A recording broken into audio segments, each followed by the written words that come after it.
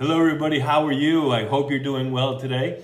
I want to utilize this video as a recap of what we've so far have engaged our thought processes, and that is on the key decisions, part of becoming your own waymaker. Key decisions, man, we've discussed a lot of it. So I want to go ahead and just reduce it down in a couple words and phrases so that you'll be able to really construct a thought process and allow yourself to almost be free when you understand your key decisions. You know, a key decision is something that's exceptionally powerful, and it's normally made in an emotional sense, and normally it's when we make a decision that allows us at that moment to survive. A key decision many times is made when we're really young. We're in a situation and we have to come up with something just from a survival standpoint. And a lot of times that decision is based on what we know. And so we take the tribe mentality, the things we've been taught, and we take that information and put it together, and at the young age we make a decision. Whatever it is, that decision is what we end up living with, because it becomes the cornerstone, it becomes the foundation of our decision-making process as we grow.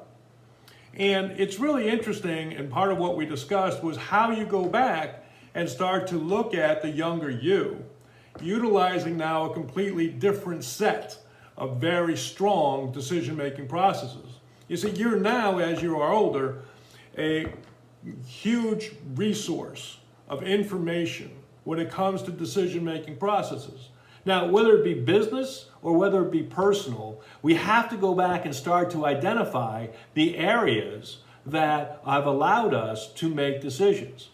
If we're not a decision maker, if we do not have habits that allow us to make decisions, we need to develop those. If you are a decision maker, you still need to go back and take a look at what it was and your thought and logical process that allowed you to make that decision. If you're an adult and you're still using the same decision-making processes that you used when you were younger, you may think that you're a decision maker, but you may not be, because you have not gone ahead and evolved into the decision maker you need to be. So when we go back and talk about decisions that are made emotionally when we were younger, you have to understand how powerful that is and how we remember that. And I gave a story on that and me and my decisions that I had to make regarding foul shooting. You know, emotionally and practically, we have to incorporate our overall viewpoints of life. Sometimes we do not understand how we got to where we are. And we have an opportunity to learn how we got there by reinventing ourselves based on understanding our key decision-making process. You know, we talked about, urgent circumstances and how well they go ahead and they influence our overall thought process. You know, if a decision is made and it really influences us, it's going to stay with us for a longer period of time. And that's why you have to really look at situations of which you were emotionally involved when you made those decisions. Decisions are key. Literally, they are the key to the door of your life. You have a key and you could put it in a door that opens up an avenue for you that your decisions more or less took you to, but not exactly where you wish to be. You can have a key that takes you to another door that's going to match up with your values, with your overall expectations. It's going to be a positive road path for you. And you decided to go down that road and through that door. But like any road, any path, there are side streets. And so your decisions are going to be whether you stay in the proper lane or your decision is going to take you and push you off down a side street, of which you're going to encounter another door, and you have a key decision which is going to open up that door, which will put you onto another path. You need to understand your key decisions and where they take you. But you also have to appreciate the severity of these. But you cannot in any way, shape, or form have these key decisions affect the way you view yourself. That is not going to happen and be positive, because you have to realize that the decisions you're making at that moment, in that time, you are making with the most amount of information that you have. That's it. And you can't be critical of yourself because you're making a decision, again, based on the information you have. What you can do is go back and look at these key decisions and start to ask yourself, now that you're more talented, now that you have accessed more experience, would you make that same decision when you were younger? I will lay a guarantee, and I've stated this before, that if you take the talent you have as an adult and the experiences that you have as an adult, and you go back and you start to take a look at the decision-making processes that you used when you were younger, and you understand the outcome of that decision you made when you were younger, you can now go ahead and reestablish, take a new path on changing that decision so it is more relevant today. When you're able to go back and dissect the decision that you made when you were younger, you now have the great ability to start a new future.